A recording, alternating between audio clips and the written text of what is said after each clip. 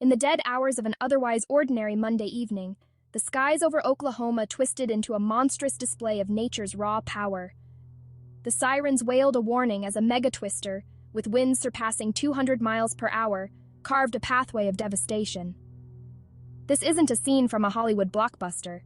This was the grim reality for thousands of Oklahomans, who found their lives and landscapes irreversibly altered. As communities begin the arduous process of tallying losses and reconstructing lives, an urgent question pierces the heart of the matter. Is climate change influencing these extreme weather events? And if so, how? The Oklahoma tornado outbreak was not an isolated incident. Rather, it was part of a broader pattern of severe weather affecting areas from Missouri to Texas. These storms are born from a volatile cocktail of atmospheric conditions. Warm, moist air from the Gulf of Mexico collides with cold, dry air from the Rockies, creating an unstable atmosphere ripe for tornado generation. Advanced Doppler radar images show the supercell thunderstorm's progression, distinguishing it as particularly severe due to its expansive size and the longevity of its rotation, a hallmark of the most destructive tornadoes. Meteorologically speaking, the storm's severity can be attributed to its timing and conditions. It brewed late in the day, gaining strength from the heated earth, and struck with little nighttime cooling to dampen its force. This particular convergence of atmospheric conditions is becoming increasingly common, begging the question of whether climate change is playing a role. The furrow plowed by the tornado through residential areas left an indelible mark on the community. Houses were reduced to matchsticks, and lives were lost or thrown into disarray. Emergency services responded with commendable speed and efficiency, enacting well-practiced disaster response protocols that undoubtedly saved countless lives.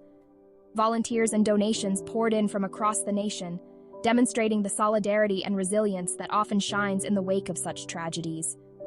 The immediate response, while laudable, also highlighted gaps in infrastructure that made certain regions particularly vulnerable to the tornado's wrath. In the storm's aftermath, community leaders and policymakers have been forced to reconsider their approach to disaster preparedness and resilience. The increasing frequency and intensity of such events necessitate a shift towards more robust infrastructure and enhanced early warning systems to mitigate future impacts. The link between climate change and increased tornado activity is complex and multifaceted.